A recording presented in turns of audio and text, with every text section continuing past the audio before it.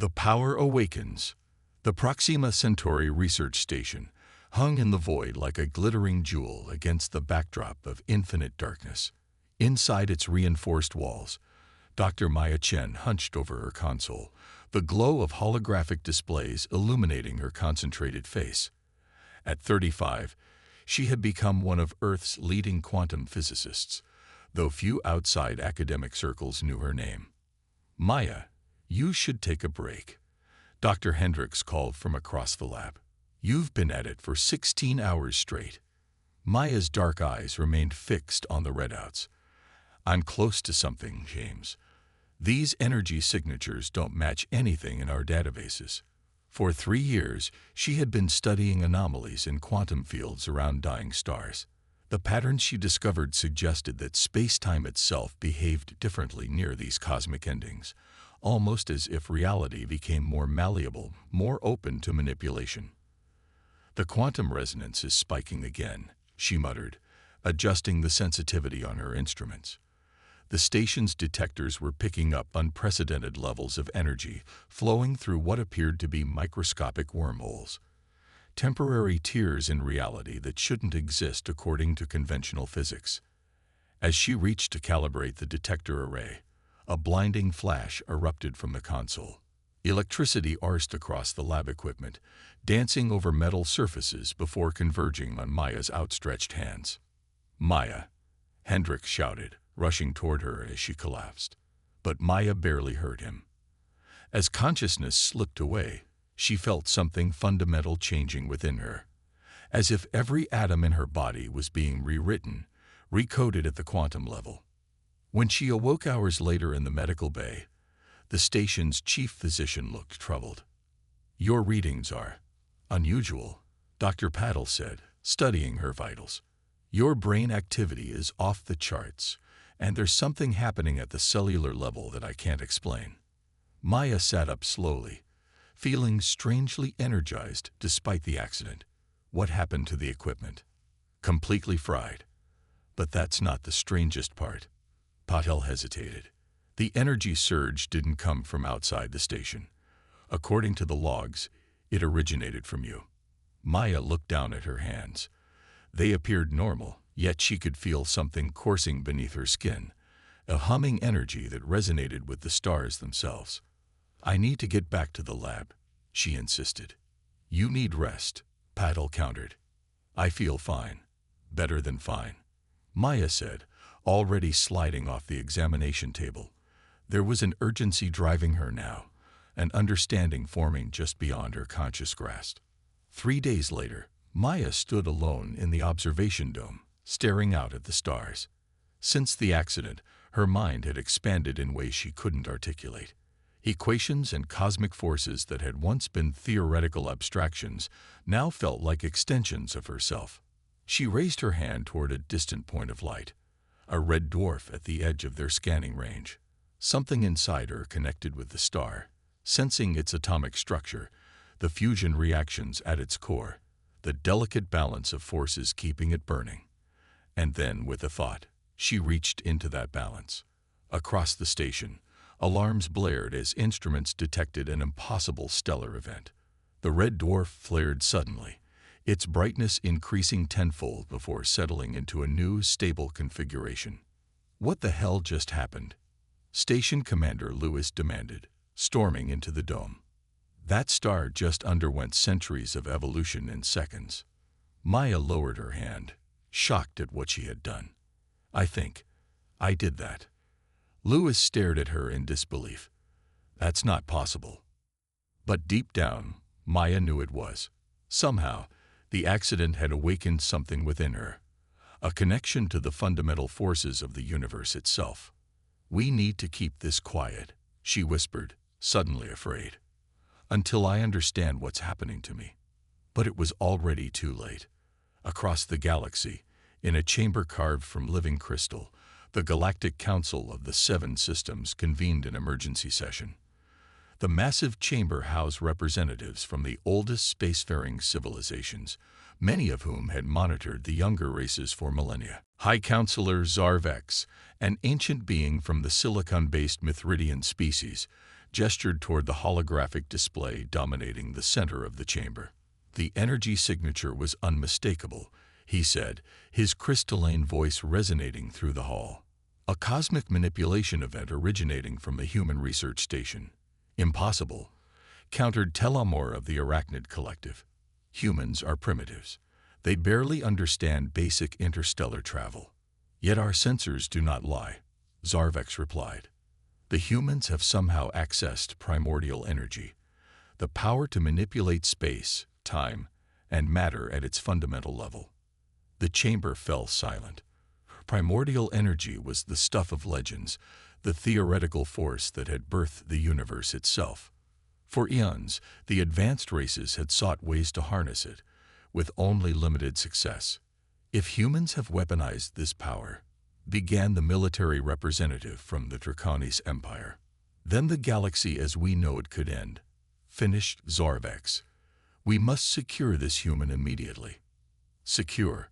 Questioned Alora, the empathic delegate from Lysithea. Or destroy? We observe first, Zarvex decided.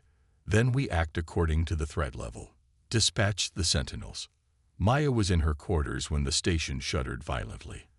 At first, she thought it might be a micrometeorite impact, but the pattern of vibrations felt wrong. Through her new awareness, she sensed the presence of something massive approaching. Something not human. Her comm unit buzzed. Dr. Chen. Commander Lewis's voice sounded panicked. We're being approached by an unidentified vessel. It's enormous. Maya rushed to the nearest viewport. What she saw made her blood run cold. A ship of impossible proportions hung against the starfield, a gleaming construct of black metal and pulsing energy that dwarfed the research station. They're hailing us, Lewis continued. They're demanding we hand over you. Maya's mind raced. How could they know? How could anyone have detected what she'd done to that star? What are our options? She asked, already knowing the answer. They've locked onto us with some kind of tractor beam. Our engines can't break free. Lewis's voice dropped. Maya, what the hell is going on? Why do they want you?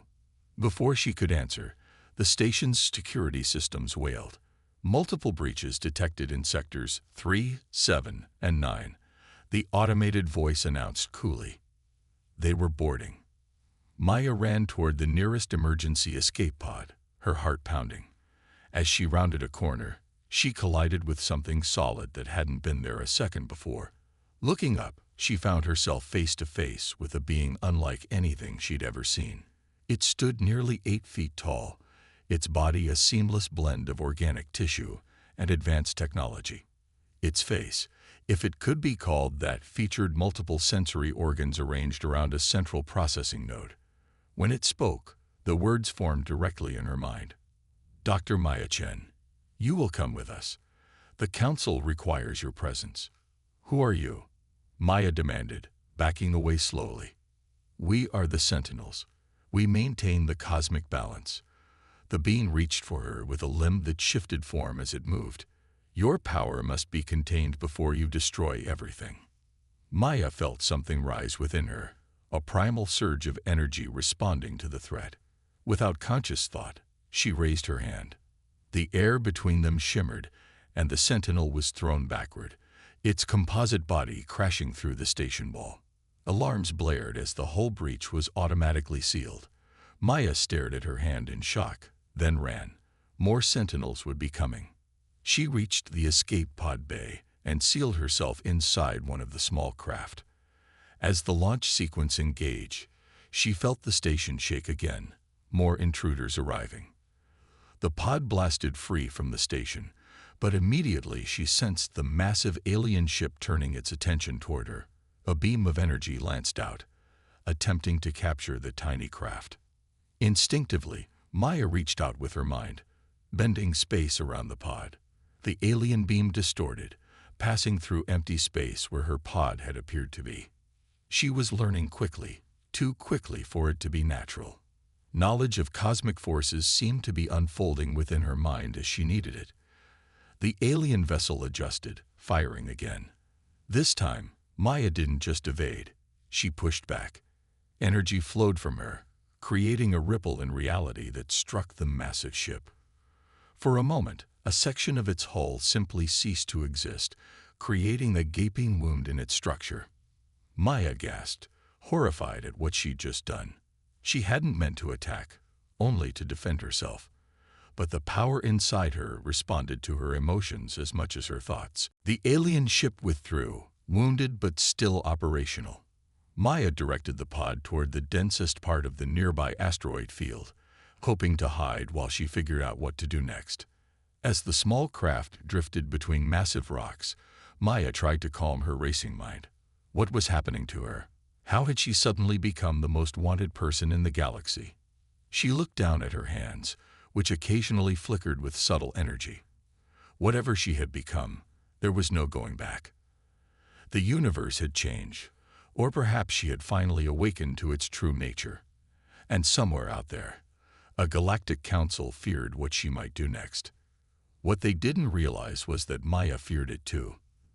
The cosmic balance, the Grand Council chamber of the Seven Systems, had never witnessed such chaos. Representatives from across the galaxy shouted over one another, their voices echoing against the living crystal walls. High Counselor Zarvex raised his elongated limbs, calling for order. "The human has damaged a sentinel vessel," he announced, his silicon-based form glinting under the chamber's light, a feat previously thought impossible. Telamor of the Arachnid Collective clicked her mandibles in agitation. "This confirms our worst fears. The humans have weaponized primordial energy."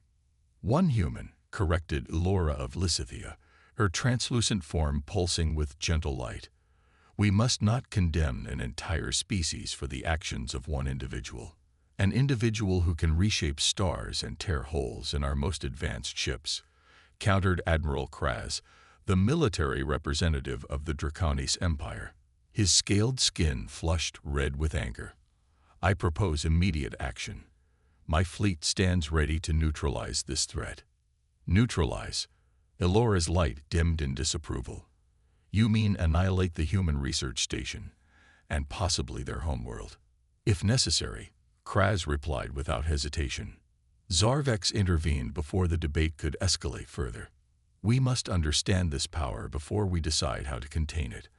I propose we send Zalteth." A murmur swept through the chamber. Zalteth was the Council's most accomplished scientist, and its most controversial. Exiled for pursuing forbidden knowledge, he now served the Council only in matters of gravest importance. "Zalteth cannot be trusted," objected Telamor. "His methods are unorthodox, but effective," Zarvex countered. "If anyone can understand this human's power, it is him." The vote was taken. By a narrow margin, the Council agreed to deploy Zalteth to locate and study the human, with a Draconis battle group standing by to intervene should the situation deteriorate. What none of them realized was that the nature of power they feared was far beyond their comprehension. Maya's escape pod drifted through the asteroid field, its systems powered down to avoid detection. Inside, she sat cross-legged, eyes closed, exploring the newfound awareness that expanded through her consciousness. It was as if she could feel the universe breathing, every star, every planet, every quantum fluctuation resonating with her own existence. The accident had somehow connected her to the fabric of reality itself, allowing her not just to observe cosmic forces, but to shape them. She opened her eyes and focused on a small metal sphere, a component from the pod's navigation system that she had dismantled. With a thought, she lifted it, suspending it in midair. Then, concentrating harder, she began to change its fundamental structure. The sphere's atoms rearranged themselves, transforming from metal to crystal, then to something entirely new, a material that hadn't existed moments before. It glowed with an inner light, hovering between her outstretched hands. "What am I becoming?" she whispered to the empty pod. A soft chime interrupted her thoughts, the pod's proximity sensor detecting an approaching object. Maya quickly restored power to the view screen. Outside, a small ship maneuvered carefully through the asteroid field. It wasn't one of the Sentinel's vessels. This craft appeared sleeker, designed for speed and stealth rather than intimidation. The pod's communication system activated automatically. Dr. Maya Chen, a calm voice, spoke through the speaker. "I mean you no harm. My name is Xalteth. I believe I can help you understand what is happening to you." Maya hesitated. "How do I know you're not with those who attacked my station?" "The Sentinels serve the Council. I merely advise them, when it suits me." There was a hint of amusement in the voice. "If I wanted to capture you, I would not be approaching alone in an unarmed vessel." It was a fair point.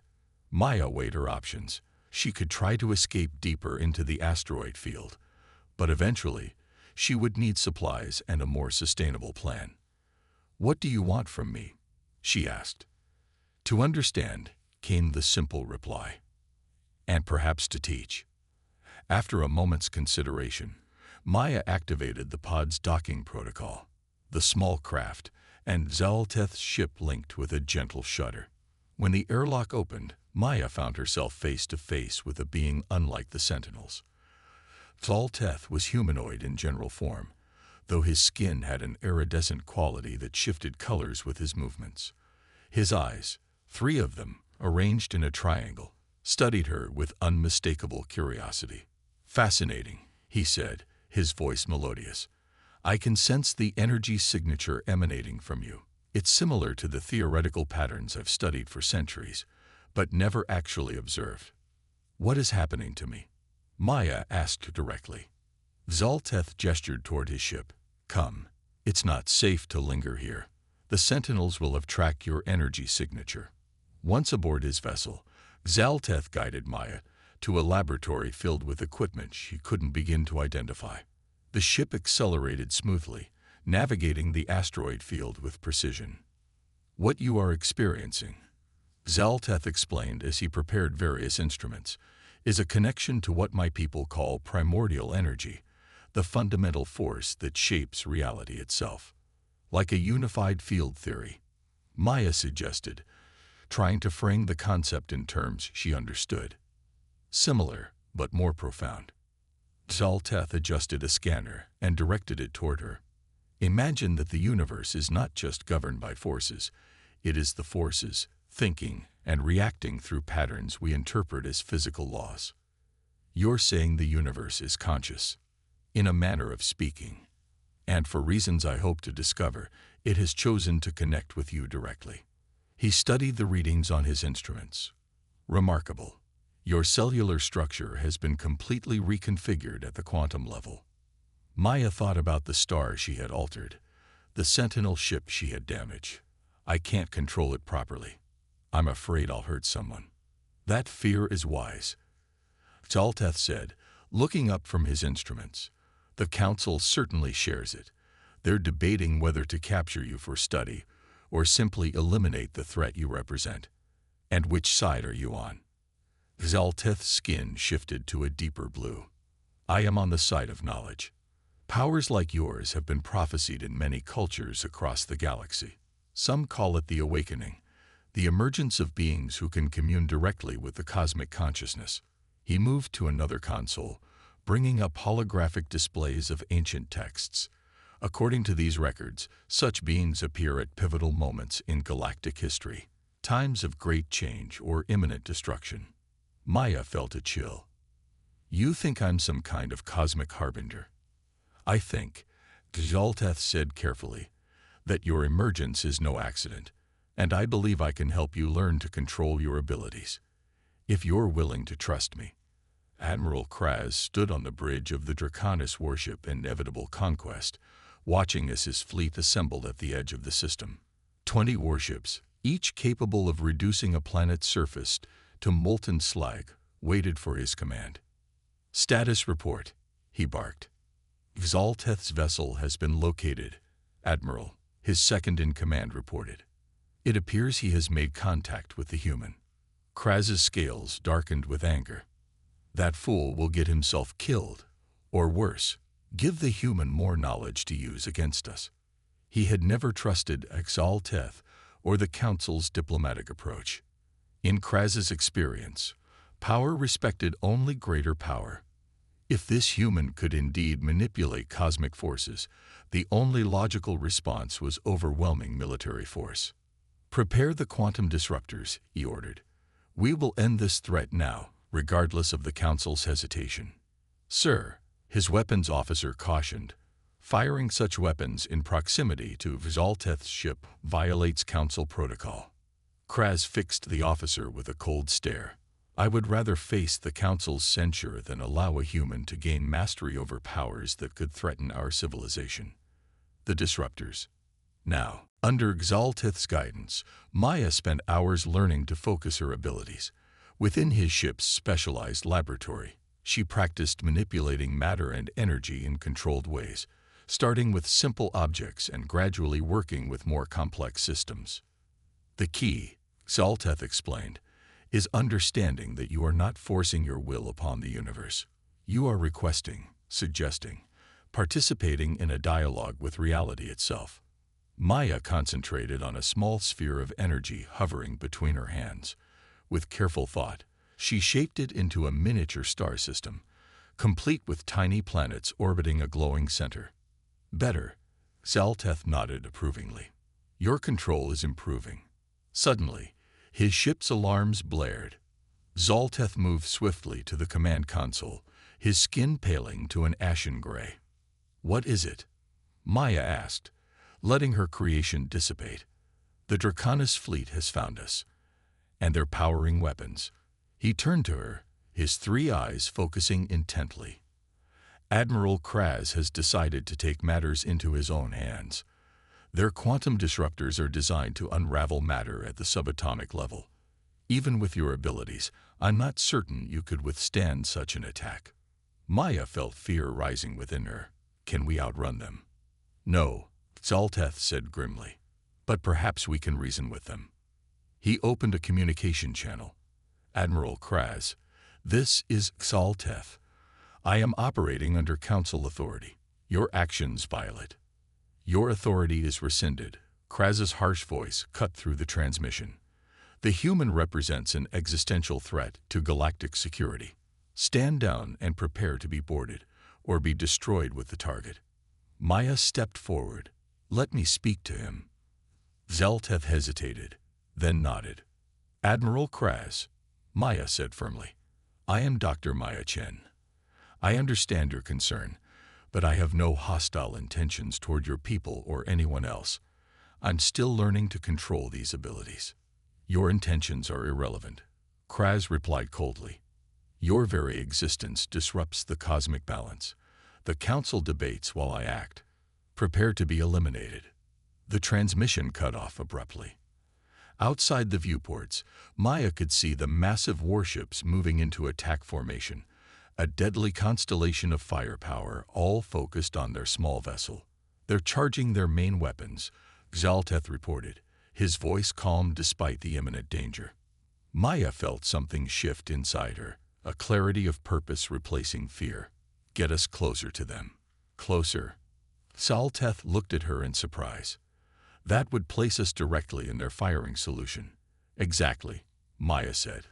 "I need to show them." Zalteth studied her face, then nodded slowly. "As you wish." He guided the ship toward the Draconis fleet. On the inevitable conquest, Admiral Kraz watched in disbelief. "They're advancing. Fire. All weapons." 20 warships unleashed their devastating arsenals simultaneously. Beams of destructive energy converged on Zalteth's small vessel, only to stop, frozen in space mere meters from their target. Maya stood at the center of the ship's bridge, her arms outstretched, eyes glowing with cosmic energy. Around the ship, space itself seemed to bend and ripple like the surface of a pond. The incoming energy weapons didn't just halt. They transformed, changing from destructive force to ribbons of harmless light that danced around the ship in a dazzling display. "What is this?" Kraz demanded as his bridge crew stared in awe at their view screens. Maya's voice echoed through every communication system in the fleet. "I could destroy your ships with a thought, Admiral. I could unmake your atoms or turn your vessels into clouds of butterflies. But that is not why I was given this power." With a gesture, She created a vision visible to everyone in the fleet, a swirling nebula forming before their eyes, stars birthing from cosmic dust, planets taking shape around them, a demonstration not of destruction, but of creation. "I understand now," she continued. "This power isn't a weapon. It's a tool for renewal, for healing the damage our civilizations have done to the cosmos in our quest for dominance." On his ship, Zalteth watched in wonder. The ancient texts had been right after all. The awakening had come, not as harbinger of doom, but as a catalyst for transformation. The vision faded, and Maya lowered her arms. The fleet's weapons had powered down, their crews too stunned to maintain attack posture. "What happens now?" Kraz's voice came through the comm, subdued for the first time. "Now," Maya said, "we talk. Not as conquerors or threats, but as children of the same universe trying to understand our place in it." 3 months later, Maya stood before the Galactic Council, no longer as a curiosity or a threat, but as Earth's first official ambassador. Behind her stood Zalteth, now her formal advisor in galactic matters. "Humanity welcomes the opportunity to join the community of spacefaring civilizations," she addressed the assembled representatives. "We have much to learn from you, and perhaps some things to teach as well." High Counselor Zarvex inclined his crystalline form in acknowledgement. "Your species has jumped from isolation to significance in an unprecedented manner, Ambassador Chen. Many among us still harbor concerns about the power you wield." "Understandably," Maya nodded, "which is why I propose the establishment of a new council division, dedicated to studying primordial energy, not as a weapon, but as a force for galactic renewal." She extended her hand, creating a small sphere of swirling energy above the council chamber. Within it, representatives could see damaged star systems beginning to heal, dead worlds coming back to life. "The universe is not a static place," Maya continued. "It evolves, it changes, and sometimes it chooses unlikely vessels to help guide that change." Even Admiral Kraz, standing with the military delegation, could not deny the beauty of the vision she presented. His scales shifted to a contemplative blue as he considered the possibilities. "We stand at a crossroads," Maya concluded. "We can cling to fear and the paradigms of the past, or we can embrace a new understanding of our place in the cosmos. Humanity doesn't come to you with weapons, but with open hands and minds ready to help build something greater than any single civilization could achieve alone." As the council chamber filled with the sound of representatives voicing their support, Maya exchanged a glance with Zalteth. His 3 eyes crinkled in what she had come to recognize as a smile. "You've changed everything," he said quietly. Maya looked out at the diverse beings that represented the galaxy's oldest and wisest civilizations, now looking to her, to humanity, for a new path forward. "No," she replied. "I just reminded everyone of something they'd forgotten. The universe doesn't need weapons. It needs caretakers." And in that moment, as ancient enemies began to speak of cooperation and renewal, the cosmic balance shifted towards something new, something hopeful, with humanity at its heart.